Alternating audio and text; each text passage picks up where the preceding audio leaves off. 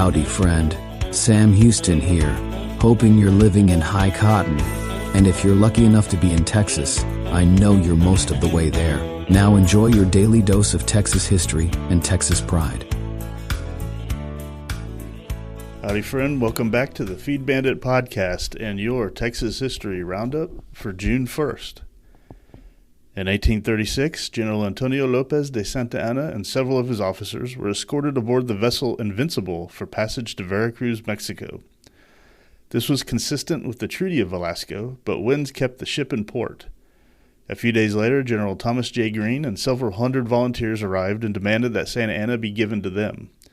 When President David G. Burnett refused, the protesters boarded the Invincible, but Captain Jeremiah Brown refused to release Santa Anna. To ensure Santa Anna's safety, Burnett had troops unload the prisoners across the Brazos River at Quintana, out of reach of the mob.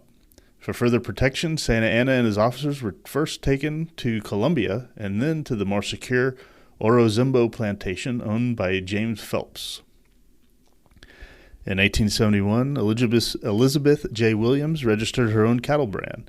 She'd come to Texas in 1844 with her family as a youth and settled in Hays County. After teaching school and keeping books for cattlemen, in 1871 she decided to enter the cattle business. Elizabeth is thought of as the first woman in Texas to ride the Chisholm Trail with a herd of her own cattle. She later married Hezekiah Williams, but they kept separate finances. At her death in 1924, many thought she was impoverished, but she had amassed about $250,000, a fortune at the time. In 1881, Southwestern Telegraph and Telephone Company opened Texas's first operational telephone system in Dallas with 40 customers.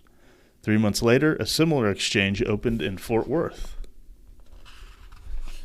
In 1893, Daniel J. Moody was born in Taylor. He won 2 terms as governor in 1927 and 1929, the first time by beating Ma Ferguson. He pursued a strong reform program as there was much to do following the regimes of Ma Ferguson and her husband, Governor James E. Pa Ferguson. Moody died in 1966. In 1904, James M. Alexander opened the Alexander Sanitarium in Abilene, an 18-bed hospital. Alexander is credited with performing the first cesarean and the first complete hysterectomy in West Texas.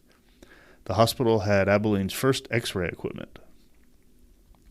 In 1942, Thomas E. Braniff moved the administrative headquarters of Braniff Airways from Oklahoma City to Dallas. He lived in Dallas until his death on January 10, 1954.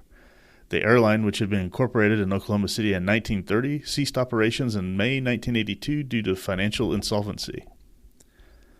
In 1955, Richard W. Burnett died of a heart attack in Shreveport while watching his Dallas Eagles baseball team play the Shreveport Sports.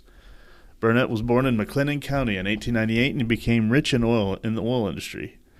After buying a Shreveport franchise in 1935 and moving it to his hometown of Gladewater, his Bears won the Class C East Texas pennant in 1936.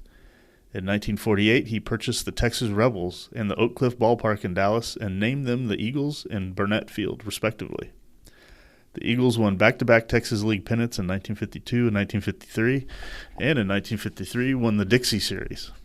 The Sporting News was named Burnett the Minor League Executive of the Year in 1954.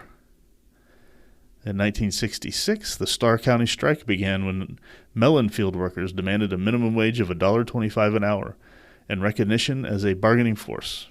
At the end of the 1966 picking season, they organized a march to Austin for greater press coverage and a meeting with Governor John Connally, but these actions were futile.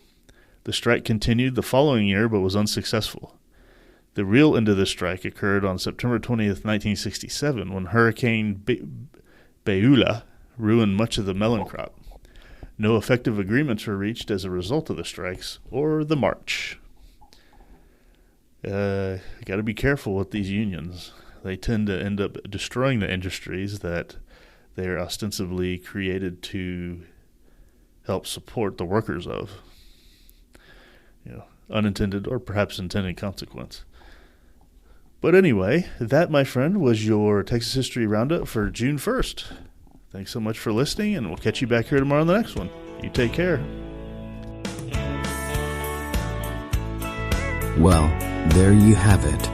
If you like our podcast, check us out at feedbandit.com. There you'll find awesome Texas First outdoors gear and apparel. Your purchase helps support the Bandits and keeps this podcast on the air, fighting for you and for Texas. Remember, preserve the tradition, protect the legacy. Until next time.